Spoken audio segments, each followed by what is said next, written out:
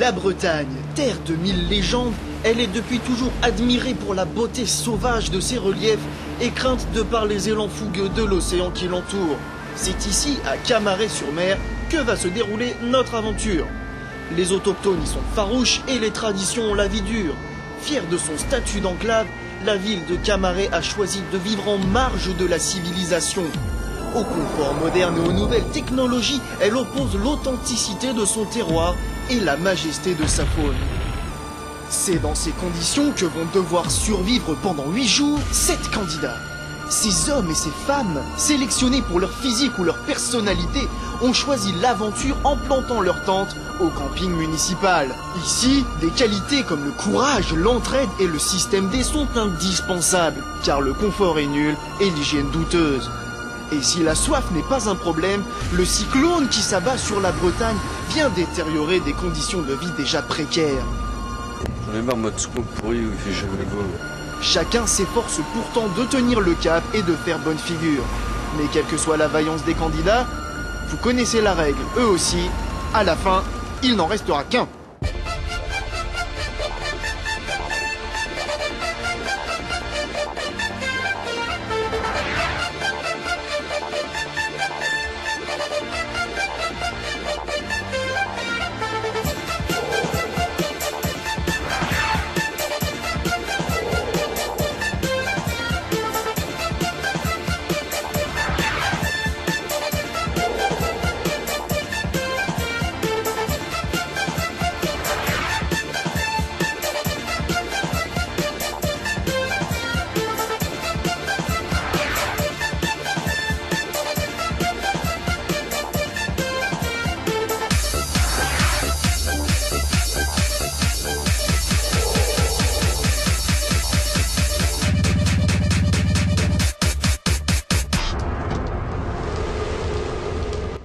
Premier jour, après plusieurs heures de navigation, nos 7 candidats parviennent enfin au port de Camaret. Mais ils ne sont pas au bout de leur peine, puisque leur destination se trouve encore à plus de 25 minutes de marche. Nos candidats découvrent les joies de la randonnée et quelques canettes plus tard, ils ne sont pas mécontents de passer les grilles du camping municipal de la Nique. Un emplacement les y attend dans la zone la plus extrême du camping, ainsi que 3 tentes, une voiture et tout le nécessaire de survie pour tenir au moins 8 jours.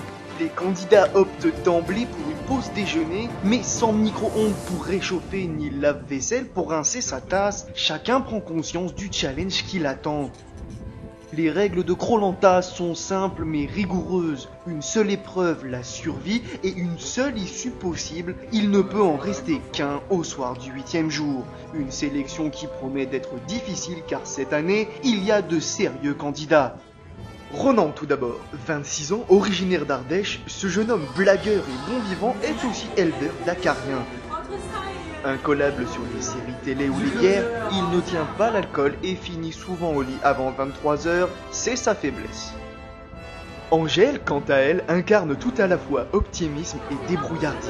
Ses qualités font d'elle un sérieux challenger, mais Angèle se voit avant tout comme une camarade honnête et sensible. Non mais c'est vrai que je suis là pour l'aventure humaine et c'est dommage ceux qui font des alliances comme ça et qui pensent qu'au jeu quoi. Et voici le gentleman du groupe, le chouchou des filles. Mais qui est donc ce mystérieux jeune homme? Bonjour, je m'appelle Benjamin, je suis manager, directeur artistique, producteur, et autrement j'ai une passion, la taxidermie. Et pour ce fier parisien, pas de demi-mesure. Sinon je pense que la vie c'est une compétition, l'important c'est de gagner, pas de participer, donc je suis là pour ça. Une belle personnalité, une bouche à portée des lunettes et un sacré charisme. Pas de doute, c'est Amel. Bimbo malgré elle, cette sportive de 26 ans a choisi d'assumer sa féminité. Peu farouche, c'est une partenaire appréciée de tous, mais attention, ce grand cœur reste fragile. Franchement, je sais pas jusqu'où et quand je vais tenir, mais je sais que c'est que du positif pour moi, quoi. Et voilà Yann, breton, 28 ans, c'est l'enfant pauvre du groupe. Repris de justice, Yann doit essuyer les colibés de ses camarades sans fléchir. Ses atouts vers la rédemption, sa bière, ses pizzas, sans oublier Pitou, son petit chat. Ah, mais ça tombe bien. Pour l'aider dans sa tâche, Anaïs, son contrôleur judiciaire, doit veiller au grain. Souvent taciturne, voire limite aigrie, elle préfère l'ordre à la fête, mais elle sait cependant se laisser aller et faire quelques écarts lorsque la musique est bonne et la bière abondante. Et voilà enfin la célèbre Manu.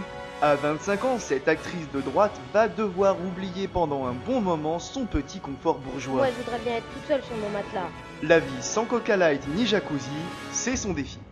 Après avoir fait connaissance, les candidats doivent à présent décider qui dormira dans chacune des 3 tentes. Binge prend la main et fait équipe avec Amel et Manu. Mais malheureusement, le matelas est à plat et l'embout du gonfleur reste introuvable. Binge doit donc redoubler d'ingéniosité pour fabriquer un embout de fortune et ne pas perdre la face. De toute façon, on n'est pas couché. Le résultat est peu concluant, d'autant que le groupe semble avoir négligé un détail. Le matelas est bien trop large pour passer l'ouverture étroite de la tente. Cette fois-ci, c'est Amel qui relève le défi en essayant de tirer le matelas depuis l'intérieur de la tente. L'épreuve n'a rien d'une partie de plaisir, mais cette mésaventure semble souder les candidats et détendre l'atmosphère.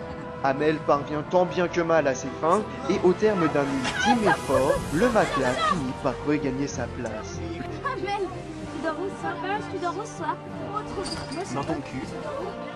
Le groupe est soulagé, du moins en apparence, car les premières tensions apparaissent déjà. Voilà, Binge, il commence déjà grave à me saouler, quoi. Parce que franchement, le matelas, il était mi-gonflé, mi-dégonfle. Et là, il a gonflé un truc. Et il est total dégonfle, quoi. La nuit tombe sur le campement et pour nos 7 candidats, c'est le moment de lever le pied et le coude. Bah oui, c'est ce qu'on attend depuis tout à l'heure. Après le stress de la journée, chacun préfère en effet se détendre et oublier que dès demain se tiendra le premier conseil qui décidera du départ de l'un d'entre eux. Mais pour l'heure, les candidats ont plutôt la gaudriole facile.